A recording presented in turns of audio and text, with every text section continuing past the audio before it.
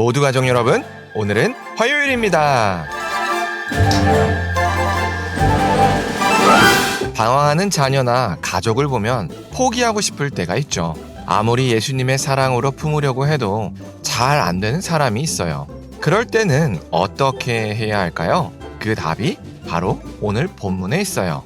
그래서 오늘 묵상을 잘 들어보시면 우리를 포기하지 않으시는 하나님의 사랑을 아실 수 있을 거예요. 그러면 오늘도 묵상에 잘 참여해 주시고요. 꼭 댓글로 무엇을 느꼈는지를 나눠주세요. 그리고 이 묵상을 나눴으면 하는 사람에게 공유해 주시고요. 오늘도 좋아요와 구독 잊지 말아주세요. 아셨죠? 그러면 오늘 본문인 열왕기상 19장 듣고 올게요.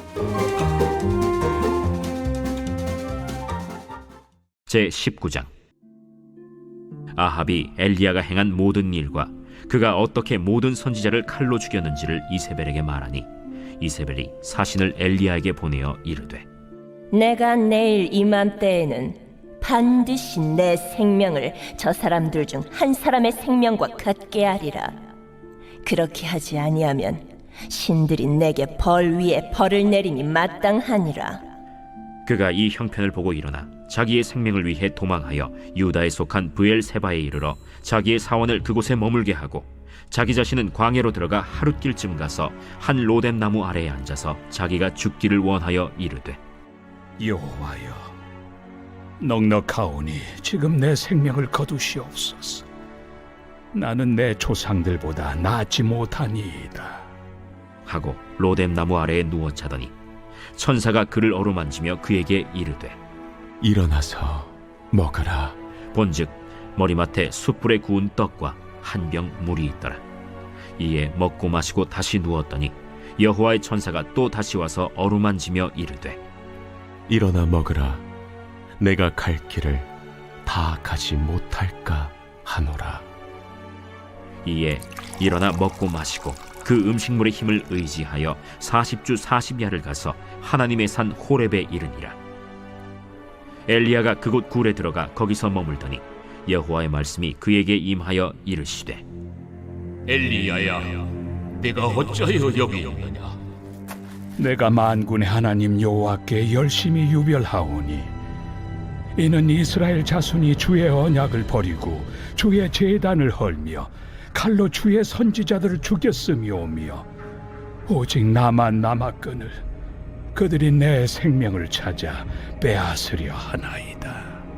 너는 나가서 여호와 앞에서 산에 서라.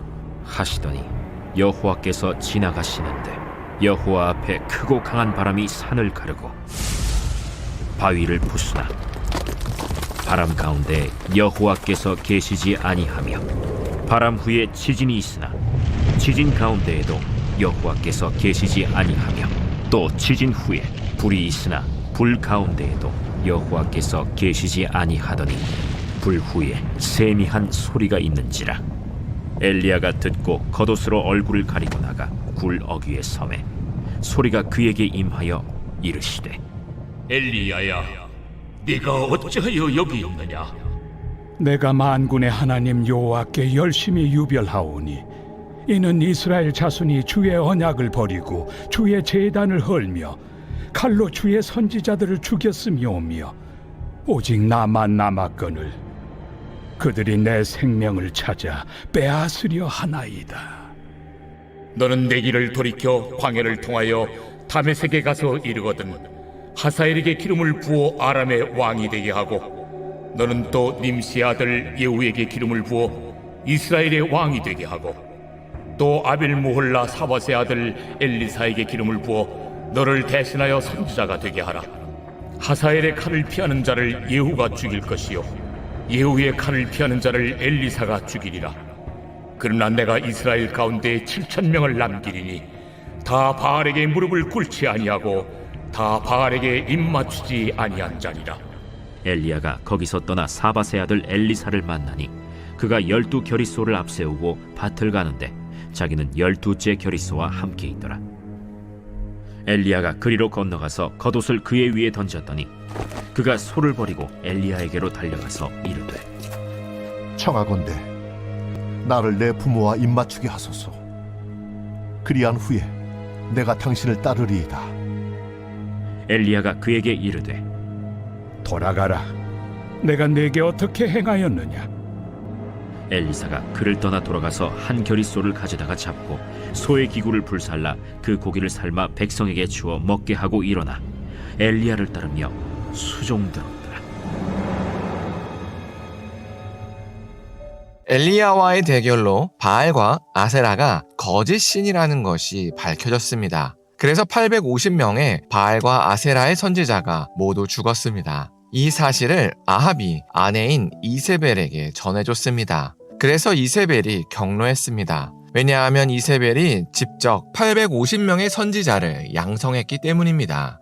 그래서 이세벨이 엘리야에게 사람을 보냈습니다. 그래서 내일 이맘때 반드시 엘리야가 죽을 거라고 겁박했습니다. 그러자 엘리야는 갑자기 북이스라엘을 떠나서 남유다 최남단인 브엘세바로 도망쳤습니다. 거기서 죽기를 소원하며 지쳐서 잠들었습니다. 그러자 천사가 와서 엘리야를 어루만지며 일어나 먹으라며 위로해줬습니다. 이렇게 하나님은 2번이나 엘리야를 위로해줬습니다. 그러자 엘리야가 조금 회복하여 호렙산으로 갔습니다. 그리고 호렙산에서 하나님은 엘리야에게 새로운 사명을 주셨습니다. 그리고 혼자 힘으로는 북이스라엘 사역을 감당할 수 없다는 엘리야의 하소연을 들어주셨습니다. 그래서 엘리사라는 동역자를 보내주셨습니다. 그리고 아직 바알에게 무릎 꿇지 않은 7,000명의 동역자가 있다는 사실도 말씀해 주셨습니다. 이런 하나님의 위로에 힘입어 엘리야는 다시 북이스라엘로 돌아갔습니다. 그리고 엘리사에게 찾아갔습니다. 그러자 엘리사가 즉시 엘리야를 따르며 오늘 본문이 끝납니다. 오늘 본문에서 보여준 엘리야의 모습은 갈멜산에서 보여준 엘리야의 모습과 완전히 달랐습니다. 갈멜산에서 엘리야는 850명의 우상 숭배자들을 담대하게 상대하던 하나님의 용사였습니다. 그러나 오늘 본문에서는 이세벨의 겁박에 완전히 겁을 먹은 모습이었습니다. 이런 엘리야의 변화는 엘리야의 영적인 탈진 때문입니다. 엘리야는 그동안 혼자서 죄악으로 가득한 북이스라엘을 상대했습니다. 그러다 보니 북이스라엘 사람들은 모든 재앙의 원인을 엘리야에게 돌렸습니다. 북이스라엘 사람들은 자신의 죄 때문에 재앙이 내렸다고는 생각하지 않았습니다. 엘리야가 저주를 내려서 이렇게 됐다고만 생각했습니다. 그래서 엘리야를 비난하고 엘리야를 죽여야 한다고 생각했습니다. 그래도 엘리야는 담대히 버텼습니다. 그러나 엘리야도 사람이었습니다. 그래서 지쳤습니다. 그런데도 엘리야는 갈멜산 대결으로 북이스라엘 사람들이 깨닫겠지라고 생각했었습니다. 그러나 엘리야의 희망은 헛됐습니다. 여호와 하나님만이 참 하나님이시라는 사실이 보여졌는데도 아합과 이세벨은 깨닫지 못했습니다.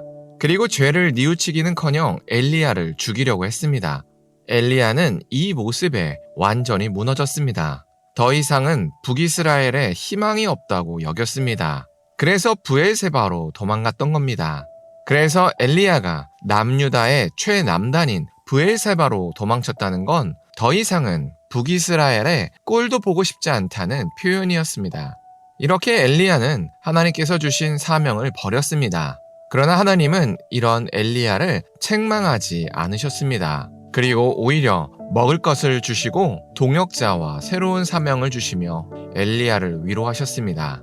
이처럼 하나님은 상한 갈대를 꺾지 않으십니다. 그리고 그렇게 회복한 엘리야를 잘 다독여서 북이스라엘로 다시 돌려보내셨습니다. 이게 오늘 본문에 나온 표면적인 이야기입니다. 그러나 오늘 본문에는 이면의 이야기도 있습니다.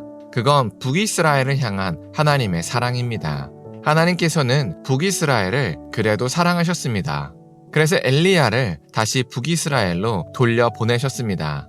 마치 탕자를 기다리는 아버지처럼 하나님은 죄로 물든 북이스라엘을 아직 포기하지 않으셨습니다. 이렇게 죄인들이 돌아오기를 원하시는 하나님의 사랑은 예수님으로 오면서 절정을 이룹니다. 죄로 물든 북이스라엘을 위해서 엘리야를 희생시키신 것처럼 죄로 물든 세상을 위해서 하나님의 친아들인 예수님을 희생시키셨습니다. 하나님은 이처럼 세상을 사랑하십니다. 그래서 세상이 죄로부터 회개하여 하나님께 돌아오기를 원하십니다. 그래서 우리는 이 사랑을 기억해야 합니다. 우리도 방황하는 자녀나 가족을 포기하고 싶을 때도 있습니다. 그리고 포기한 적도 있습니다. 그러나 하나님은 이런 우리를 책망하지 않으십니다. 오히려 지친 엘리야를 위로하듯이 우리를 위로해 주십니다. 이처럼 하나님은 우리를 사랑하십니다. 그래서 우리를 위하여 예수님을 희생하셨던 겁니다. 그래서 우리가 돌아올 수 있었던 겁니다. 그러니 이제는 우리 차례입니다. 그래서 우리가 오늘 하루를 살 때 품을 수 없는 사람을 품을 수 있게 달라고 기도했으면 좋겠습니다. 그리고 혼자 힘으로는 어려우니까 동역자를 달라고 기도했으면 좋겠습니다. 그래서 우리 주변에 방황하는 사람을 포기하지 않았으면 좋겠습니다. 기도하겠습니다. 사랑의 하나님, 영적으로 탈진한 엘리야의 모습을 나눴습니다.